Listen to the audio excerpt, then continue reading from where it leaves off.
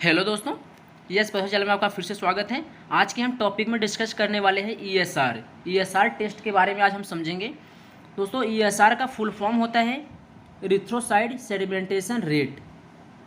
ESR का full form दोस्तों याद होना चाहिए आपको, क्योंकि बहुत बार एग्जाम में पूछ भी लिया हुआ है कि ईएसआर का फुल फॉर्म, तो इरिथ्रोसाइट सेडिमेंटेशन रेट। दोस्तों, इसकी हम डिफिनेशन को देखते हैं। डिफिनेशन में ये है the rate at which the red cells fall in known as the ESR. दोस्तों, जो आरबीसी है, आरबीसी 1 हावर्स में, दोस्तों 1 हावर्स में है, ऑब्लिक 1 हावर्स में, 1 हावर्स में आरबीसी कितना सेटल डाउन होता है, जितना नीचे बैठता है, उसी को हम ईएसआर बोलते हैं। ईएसआर ट्यूब में जब हम यूज करते हैं, उसमें जब हम ईएसआर टेस्ट लगाते हैं तो उसकी रीडिंग हम क्या देखते हैं, एक घंटे में जो हमारे आरबीसी जो रेड ब्लड सेल्स हैं कितने तेज़ से कितनी स्पीड से नीचे सेटल डाउन हुई है, उसी को रेट को हम बोलते हैं ESR. The rate at which the red blood cells fall is known as the ESR. दोस्तों 1 हावर्स में इसका हम देखते हैं, 1 हावर्स में जिस रेट से हमारी आरबीसी नीचे सेटल डाउन हुई है उसी को हम बोलते हैं ईएसआर। दोस्तों, ईएसआर जो डिस्कवर किए थे बायरनेकी 1897 में किए थे डिस्कवर, बायरनेकी 1897। ये भी इंपॉर्टेंट है, ये भी एग्जाम में पूछा हुआ है दोस्तों। और इनका जो ईएसआर का दूसरा नाम होता है दोस्तों, बायरनेकी रिएक्शन। बायरनेकी रिएक्शन इसका ईएसआर का दूसरा नाम है। अब हम देखते हैं मेथड। ईएसआर जो होता है 2 मेथड से हम करते हैं ईएसआर, एक विंट्रोब मेथड, एक वेस्टर्न ग्रेन मेथड। अगर दोस्तों विंट्रोब मेथड और वेस्टर्न ग्रेन मेथड जो है, इसके ट्यूब के बारे में अगर समझना हो, विंट्रोब ट्यूब और वेस्टर्न ग्रेन ट्यूब, तो इसका डिफरेंस जो है वो ऑलरेडी अपलोड है वीडियो।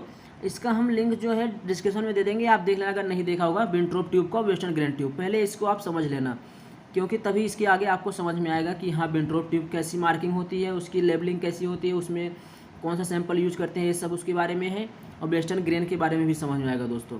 तो हम दोस्तों विंट्रोब मेथड में क्या करते हैं, विंट्रोब मेथड में हम ईडीटीएस सैंपल यूज करते हैं। ईडीटीएस सैंपल जैसे हमारे जो बाइल्स होते हैं ईडीटीएस सैंपल, उसमें हमने 2 ml ले लिया।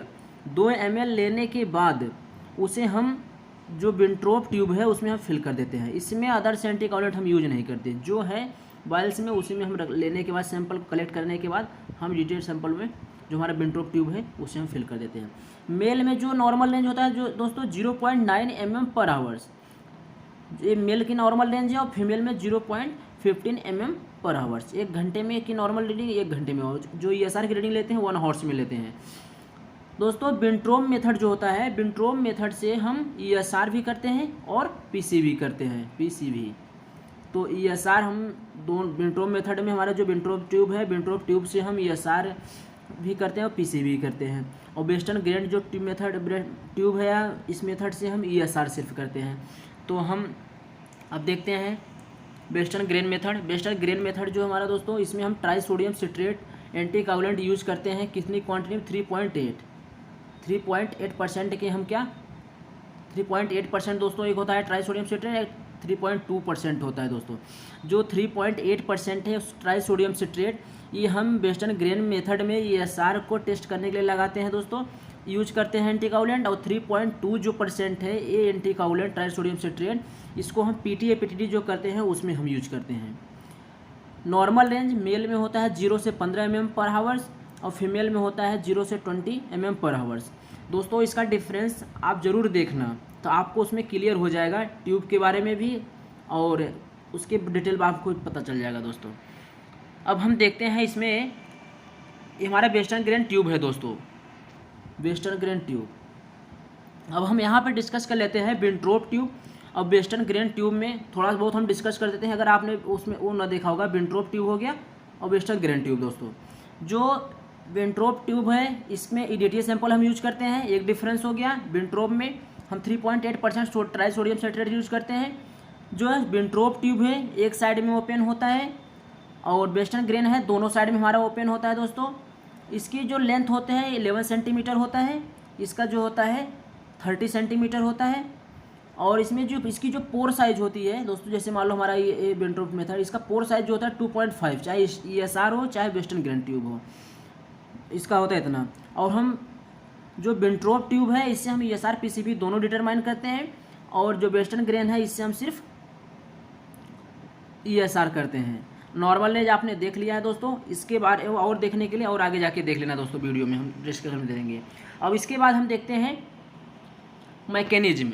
मैकेनिज्म समझने से पहले दोस्तों हम प्रोसीजर बता देते हैं आपको। प्रोसीजर ये है कि जैसे कोई भी ट्यूब में हम लगाएं, चाहे विंट्रोप ट्यूब में लगाएं या वेस्टर्न ग्रेन ट्यूब में लगाएं, तो इसमें क्या होता है, अगर वेस्टर्न विंट्रोप ट्यूब में लगा रहे हैं ESR, तो ESR की हम इसमें फिल कर देंगे ट्यूब में। 1 आवर के बाद जितना हमारा फॉल डाउन हुआ है RBC उसको हम देख लेते हैं, उतनी हमारी ESR होते हैं। और वेस्टर्न ग्रेन में लगाते हैं, वेस्टर्न ग्रेन में भी ट्राई सोडियम सिट्रेट वाला सैंपल जो है हम फिल कर देंगे 0 मार्किंग तक। यहाँ पर मार्किंग रहता है 0 तक मार्किंग कर देंगे, कितने हमारे नीचे सेटल डाउन हुआ है, ये हमारे जितने आएंगे वही हमारे ESR हो गए। अब हम मैकेनिज्म में देखते हैं। मैकेनिज्म में 3 इसमें स्टेप्स हैं। पहले हमारा रोलेक्स फॉर्मेशन, दूसरा स्टेप एग्रीगेशन, तीसरा है सेडिमेंटेशन।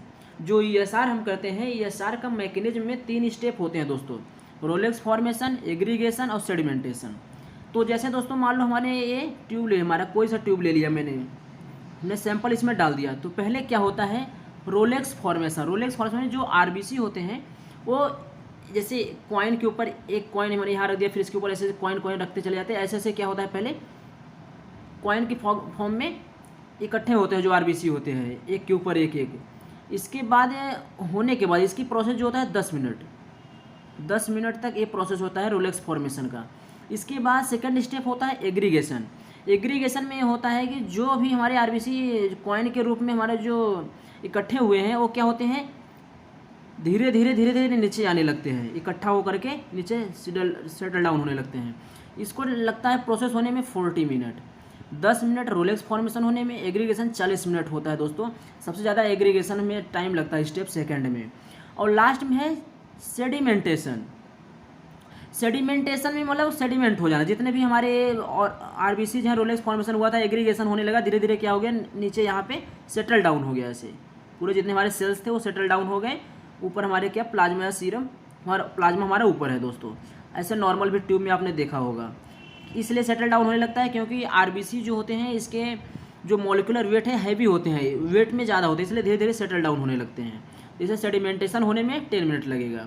तो दोस्तों कन्फ्यूजन मत होना, रोलेक्स फॉर्मेशन होने में 10 मिनट, एग्रीगेशन होने में 40 मिनट, सेडिमेंटेशन होने में 10 मिनट। 40 द 50 50 द 60 1 आवर्स हो गया दोस्तों। इसमें क्या होता है, कॉइन के फॉर्म में RBC हमारे इकट्ठा होता है। एग्रीगेशन में जो हमारे कॉइन के फॉर्म में इकट्ठे होते हैं धीरे धीरे फोल्ड नीचे आने लगते हैं, फिर सेडिमेंट होता है 10 मिनट में दोस्तों, सेडिमेंट हो जाते हैं। तो उसके बाद 1 आवर्स बाद हम रीडिंग ले लेते हैं दोस्तों। अब हम देखते हैं इसके क्लिनिकल सिग्निफिकेंस। क्लिनिकल सिग्निफिकेंस में हम ये देखेंगे दोस्तों कि कौन सी कंडीशन है जिसमें हमारे ESR बढ़ जाते हैं और कौन से ऐसे कंडीशन है जिसमें हमारे ESR घट जाते हैं। तो हम क्लिनिकल सिग्निफिकेंस में पहले देखते हैं एनीमिया। एनीमिया के कंडीशन में क्या होता है दोस्तों, इंक्रीज होता है ESR, क्योंकि इसमें RBC जो होता है काउंट कम हो जाता है, तो इससे RBC कम होने की वजह से ESR बढ़ जाते हैं। क्योंकि जब उसका सेलुलर पार्ट कम होगा तो फ्लूइड हमारा पार्ट बढ़ जाएगा, तो हमारे क्या उस एनीमिया कंडीशन में क्या होता है, ESR बढ़ा हुआ रहता है। Acute and chronic disease. Acute दोस्तों होता है जब स्टार्टिंग हमारा डिजीज होता है तो उसको बोलते हैं एक्यूट।